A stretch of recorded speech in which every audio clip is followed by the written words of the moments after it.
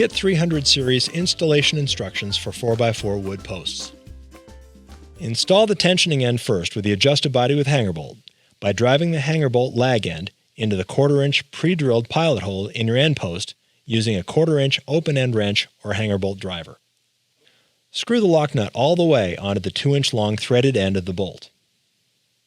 Slide the body of the adjusted body with hanger bolt tensioner onto the bare end of the cable, threaded end first, and pull it the length of the cable until it's stopped by the ferrule already swedged onto the cable. Thread the body with the cable attached onto the threaded end of the bolt and turn halfway along the threads.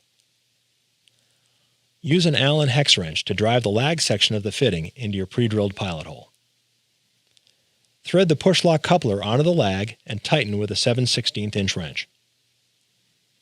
Make sure the post side of the push lock lag is flush against the post. Pull the cable tightly alongside the fitting and mark the cable 1 3/16 inches from the end of the fitting opposite the post. At post A, detach the body from the hanger bolt to allow cable slack so you can perform the next step.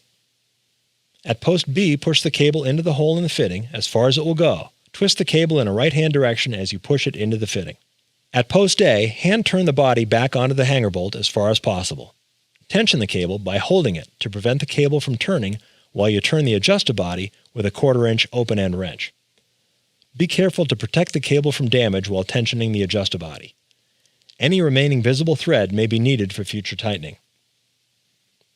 Turn the lock nut against the body and tighten with open end wrenches. Tension in sequence, beginning with the outside cables and moving back and forth toward the center. Finished cables should be tensioned to have only 1/4 inch of play when finger pulled.